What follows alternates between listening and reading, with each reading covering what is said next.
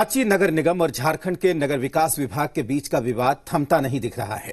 नगर विकास विभाग ने tax collection के लिए एजेंसी का चयन कर लिया है, जिसे रांची नगर निगम अपने अधिकार क्षेत्र में दखल मान रहा है। तो वहीं रांची की मेयर और नगर विकास विभाग के बीच चल रही जंग पर सियासी बयानबाजी भी शुरू हो गई है। जब से झारखंड में सत्ता बदली है, रांची नगर निगम और नगर विकास विभाग के बीच तालमेल नहीं बैठ पा रहा है। नया विवाद टैक्स कलेक्शन को लेकर एजेंसी के चुनाव को लेकर है। नगर विकास विभाग ने सूडा के जरिए होल्डिंग टैक्स कलेक्शन के लिए नई एजेंसी का चयन किया है। सूडा 51 निकाय में से 49 निकाय के लिए टैक्स कलेक्शन एजेंसी का चयन कर चुकी है। इस फैसले के तहत रांची और धनबाद नगर निगम में टैक्स कलेक्शन के लिए एजेंसी का चयन किया गया है।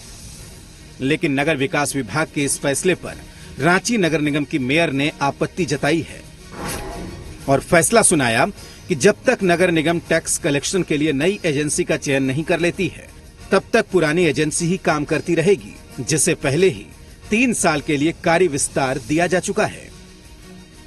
नगर विकास सचिव से ही पूछना चाहती हूँ कि किस एक्ट के तहत कौन सा धारा में संलग्न है जिसको आपने अपना अधिकार मान के कर रहे हैं, मुझे धारा बता दो। वहीं नगर विकास विभाग ने मेयर की आपत्ति को दरकिनार कर दिया है। नगर विकास विभाग के मुताबिक अमृत योजना में टैक्स रिफॉर्म महत्वपूर्ण घटक है और अमृत योजना की पूरी जिम्मेदारी संभाल रही सूडा गाइडलाइन के तहत ही काम कर रही है।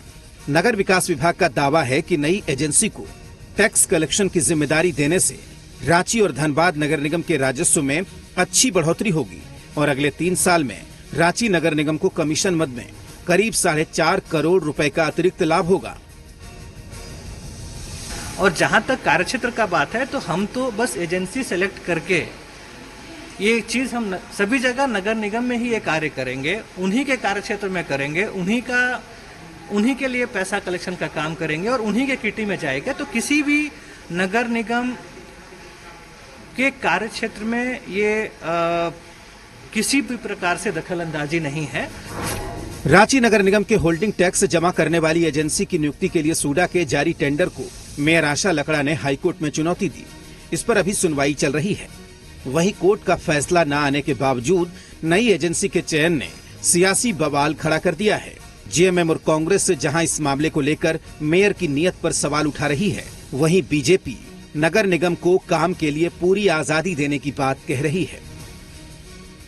और वो जो बार बार अखबारों में, मीडिया में आकर के सामने और जो बयानबाजी कर रही है, इससे हमको लग रहा है कि कहीं ना कहीं मेयर का कोई व्यक्तिगत हित जो सध नहीं रहा है, इसके चलते मेयर काफी परेशान है। वो पता नहीं क्यों इस तरह से जब से सरकार नहीं बनी है, तब से उनका एक्ट जो है वो जनविरोधी लगता है।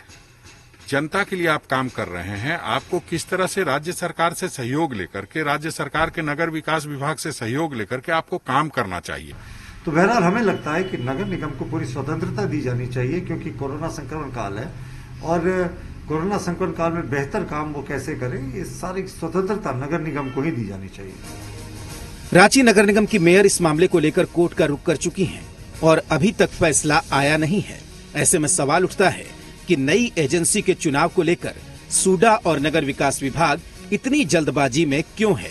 कुमार चंदन, जी मीडिया, रांची।